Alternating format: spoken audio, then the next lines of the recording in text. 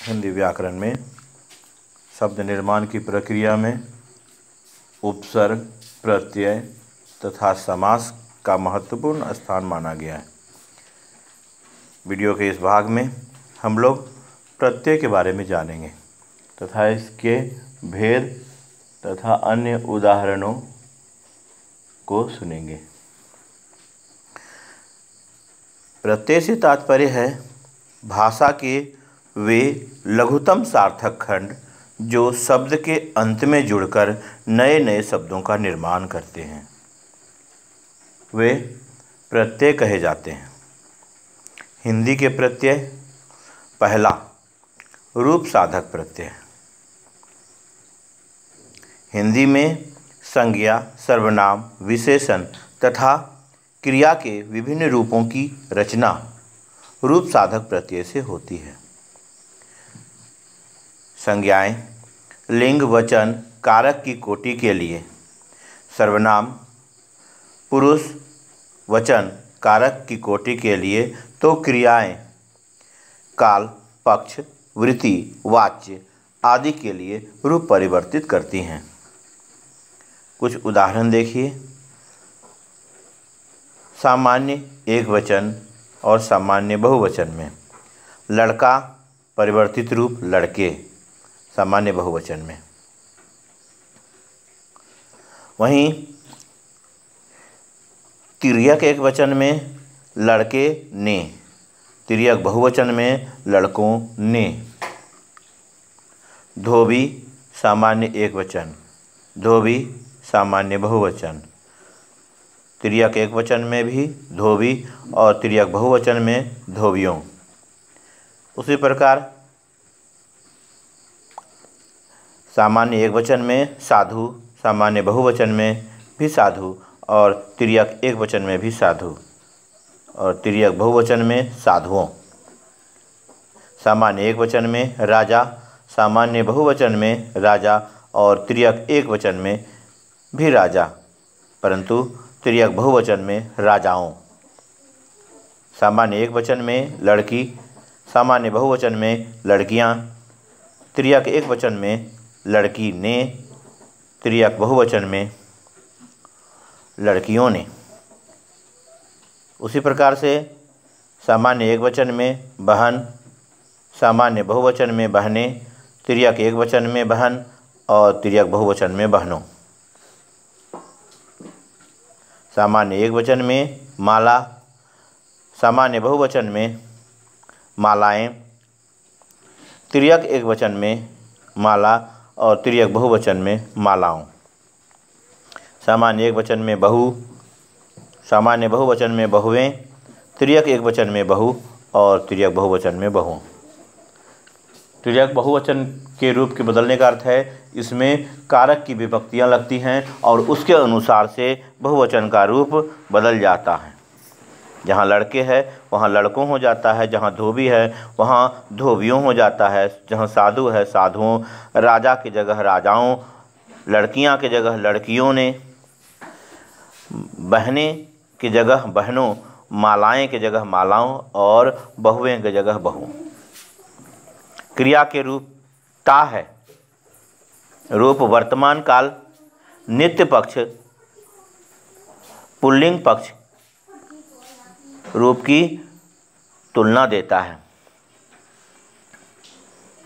अर्थात जो है ता है यह वर्तमान काल में यह पुल्लिंग के शब्दों को निर्देशित करता है, यह क्रिया के अंत में लगता है।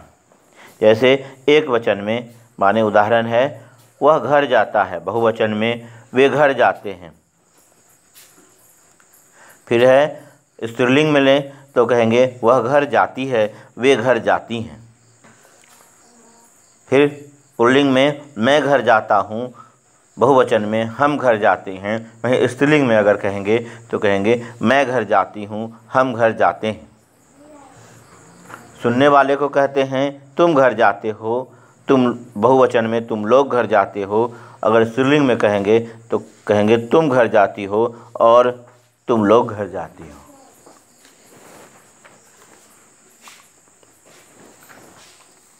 इसके बाद है शब्द साधक प्रत्यय या व्युत्पादक प्रत्यय। हिंदी में तत्सम, तद्भव तथा विदेशी तीनों प्रकार के प्रत्यय मिलते हैं। जैसा उपसर्ग में है उसी प्रकार का प्रत्यय में भी होता है, जो नए नए शब्दों की रचना में काम आते हैं। जैसे आवश्यक जोरता, आवश्यकता, फंदा जोरबाज, फंदेबाज, भूल जोर अक्कड़, भुलक्कड़, त्याग जोर ई, त्यागी,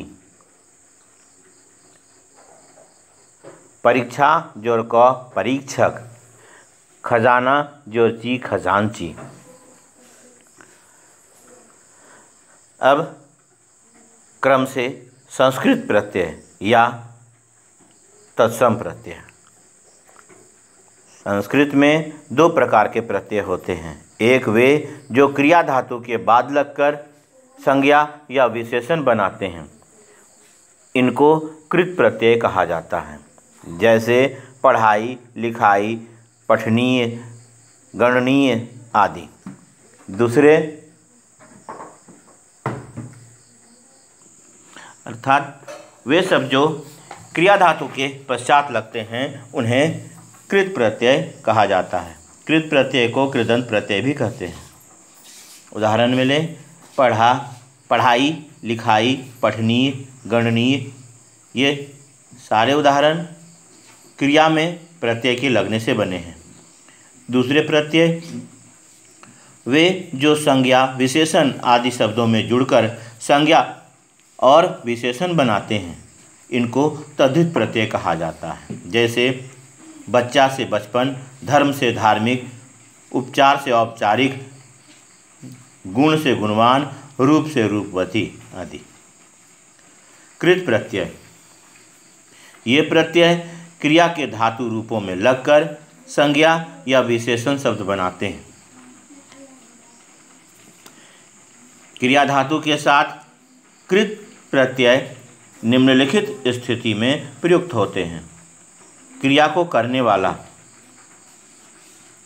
अगर पश्चात में क लगता है तो वह उस क्रिया को करने वाला प्रत्यय बनता है। जैसे क लगने से बना शब्द है गायक, सेवक, नायक, पाठक। तो लगने से नेता, अभिनेता, विक्रेता। उक लगने से भिक्षुक, भावुक। ये संस्कृत के यानी तत्सम प्रत्यय हैं, जो शब्द के पश्चात लगते हैं और नए शब्द का निर्माण करते हैं। हिंदी या तद्भव प्रत्यय हाड़, अक्कड़, अय्या, वैया या उ प्रत्यय। हार से बना शब्द है होनहार, खेलनहार, सेवनहार। अक्कड़ से पियक्कड़, भुलक्कड़, घुमक्कड़। अय्या या वैया से गवैया, खिवैया। उ लगने से बना हुआ शब्द है खाऊ, उड़ाऊ। अन्य आगत प्रत्यय यानी विदेशी प्रत्यय जिसको कहते हैं दार, आलू, आक और ईयल, ये चार प्रत्यय आगत प्रत्यय कहे जाते हैं। लेनदार, देनदार, दार से बना हुआ। तैराक, आक से बना हुआ। झगड़ालू, आलू से बना हुआ। और सड़ियल, अड़ियल, यह ईयल से बना हुआ। क्रिया का कर्म हिंदी प्रत्यय नी, चटनी, फूकनी, सूंघनी। ना प्रत्यय लगने से खाना, बिछौना। क्रिया का परिणाम भाववाचक संज्ञाएं बनाने के लिए हिंदी प्रत्यय ना लगने से लिखना, पढ़ना। आवट लगने से सजावट, लिखावट। आन लगने से उड़ान, मिलान, उठान, पहचान। ई लगने से हंसी, बोली। आई लगने से पढ़ाई, लिखाई। क्रिया करने का साधन संस्कृत प्रत्यय अन, भवन, करण, चिंतन। हिंदी प्रत्यय नी, चलनी, फूंकनी। ना ढकना, पिटना, बेलना। ई फांसी, धुलाई। क्रिया करने के योग्य होना। संस्कृत प्रत्यय लगने से व्य, श्रव्य, मंतव्य, कर्तव्य। य लगने से देय, ज्ञेय, पेय। अनि लगने से करणीय, कथनीय, पठनीय, गोपनीय। इसके पश्चात है तद्धित प्रत्यय। ये प्रत्यय क्रिया से अन्य शब्दों जैसे संज्ञा, विशेषण, अव्यय आदि के बाद लगते हैं। अतः प्रायः संज्ञा या विशेषण बनाते हैं। जैसे या से डिबिया, खटिया, बिटिया, लठिया। ई से पहाड़ी, रस्सी, चौड़ी, खेती, हंसी, बोली। अड़ा से मुखड़ा, दुखड़ा। पन से लड़कपन, बचपन। पा से बुढ़ापा, मोटापा। ता या त्व से मानवता, मनुष्यत्व। आर से सुनार, लुहार। वाला से घोड़े वाला, तांगे वाला, चाय वाला, दूध वाला आदि। वान से धनवान, गाड़ीवान। कार से कलाकार, पत्रकार और साहित्यकार। गर लगने से बना हुआ शब्द है जादूगर, बाजीगर, सौदागर। दार से जमींदार, दुकानदार, किराएदार। हारा से लकड़हारा। विशेषण से संज्ञा। ता या त्व लगने से लघुता, सुंदरता, अपनत्व। आस लगने से मिठास, खटास। आहट लगने से कड़वाहट, चिकनाहट, लिखावट। ई लगने से गरीबी, अमीरी, रईसी, बुद्धिमानी, ईमानदारी। आई लगने से अच्छाई, बुराई, मिठाई, लड़ाई, पढ़ाई, लिखाई। इसके पश्चात हैं संज्ञा से विशेषण। ई लगने से ऊनी, गुलाबी, नागपुरी, भोजपुरी। ईन लगने से नमकीन, रंगीन, शौकीन। ई लगने से बंगाली, चीनी, जापानी, रूसी। एलू लगने से घरेलू। इक लगने से धार्मिक, पौराणिक, ऐतिहासिक। ईला लगने से जहरीला, बर्फीला, शर्मीला। आ लगने से प्यासा, भूखा। इया लगने से बम्बैया, कलकतिया। एरा लगने से चचेरा, ममेरा, फुफेरा, मौसेरा। आना लगने से सालाना, रोजाना, मर्दाना। क्रिया विशेषण से विशेषण बनाने में ला प्रत्यय लगने से अगला, पिछला, निचला, मंझला। लिंग बोधक प्रत्यय। आ लगने से भैंसा, मौसा, जीजा। अस्तर बोधक प्रत्यय तर या तम। उच्च, उच्चतर, उच्चतम। व्यवसाय सूचक प्रत्यय। आर लगने से सुनार, लुहार, कुम्हार। वाला लगने से चाय वाला, पान वाला, तांगे वाला। गुणवाचक विशेषण बनाने वाले प्रत्यय। लू लगने से कृपालु, दयालु, संकालु। ऊ या आड़ू लगने से गंवाड़ू, बजारू। आऊ लगने से टिकाऊ, बिकाऊ। ई लगने से बसंती, बैगनी। इया लगने से घटिया, बढ़िया। वना लगने से सुहावना, लुभावना, डरावना। कृतवाचक संज्ञा बनाने वाले प्रत्यय। अक्कड़, घुमक्कड़, पियक्कड़। आक लगने से तैराक, उड़ाक। वैया लगने से गवैया, सुनवैया। आकू लगने से लड़ाकू, पढ़ाकू। इयल लगने से मरियल, अरियल। ये सब कृतवाचक संज्ञा बनाने वाले प्रत्यय हैं। भाववाचक संज्ञा बनाने वाले प्रत्यय। आस लगने से मिठास, खटास, भड़ास। पन लगने से अपनापन, बचपन, पीलापन। पा लगने से बुढ़ापा, मोटापा। आहट लगने से घबराहट, झल्लाहट, चिकनाहट। ता लगने से मित्रता, आवश्यकता, सरलता। आई लगने से भलाई, कठिनाई, चतुराई। आवट लगने से मिलावट, बनावट, सजावट, लिखावट इत्यादि।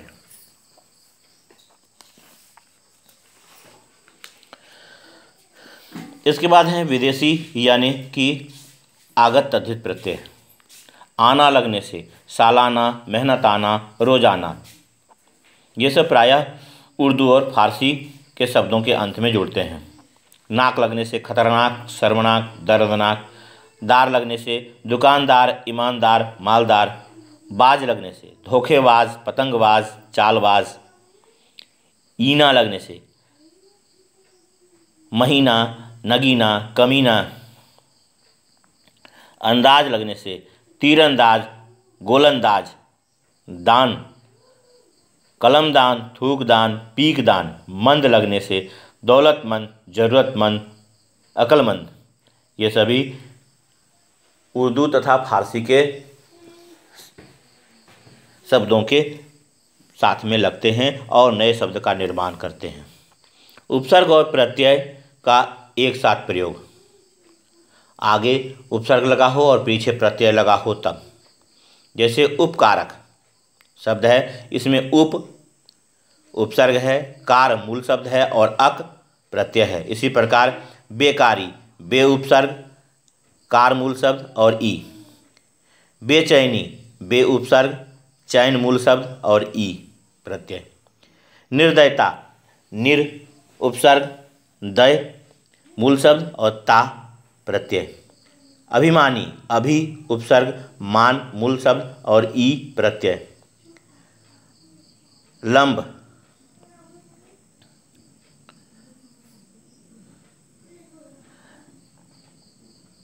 लंब में मूल शब्द लंब है और उपसर्ग निलंबित, निलंबित शब्द है तो इसमें उपसर्ग नी है और लंब मूल शब्द और इत प्रत्यय लगा है। अनुदारता, अन उपसर्ग, उदार मूल शब्द और ता प्रत्यय। बदचलनी, बद उपसर्ग, चलन मूल शब्द और ई प्रत्यय।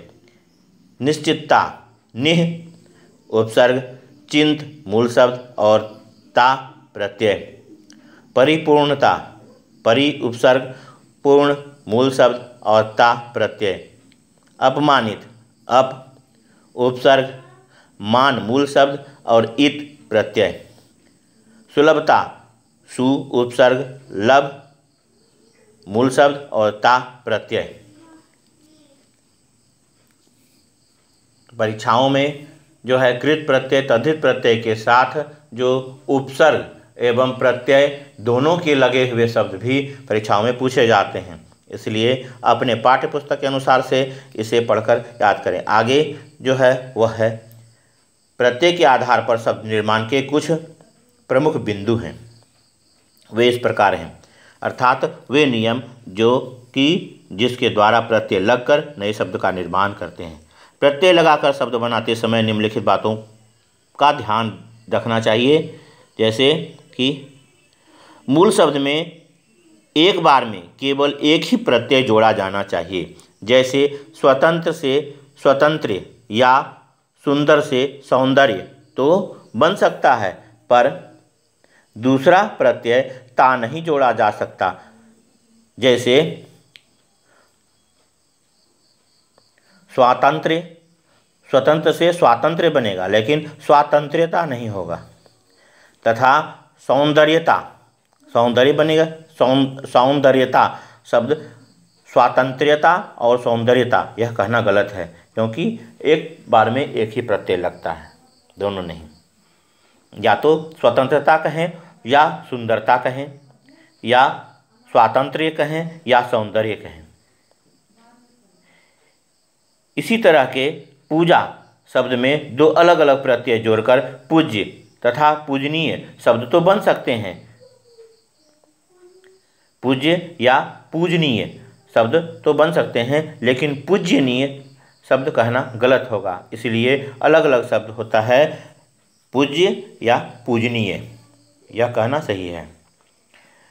शब्दों में य, व तथा ई प्रत्यय जोड़ते समय शब्दों के स्वरूप में होने वाले ध्वनि परिवर्तनों का ध्यान रखना चाहिए। निश्चित रूप से जो य, व या ई लगता है तो उसके ध्वनियों में थोड़ा परिवर्तन हो जाता है। जैसे समाज शब्द है तो वह सामाजिक हो जाता है। अर्थ में अगर इक लगता है तो वह आर्थिक बन जाता है। तो थोड़ा ध्वनियों में परिवर्तन होता है, इसका ध्यान रखना चाहिए, अन्यथा जो नए शब्द होंगे वह गलत होंगे। इसलिए य, व और ई प्रत्यय को भी जोड़ते वक्त इन चीज़ों का ध्यान रखना चाहिए। इसमें भी ध्वनि में थोड़ा परिवर्तन होता है। इसी तरह विशेषण में इक जोड़कर भाववाचक संज्ञा बनाने के पहले संधि नियमों का ध्यान रखना चाहिए।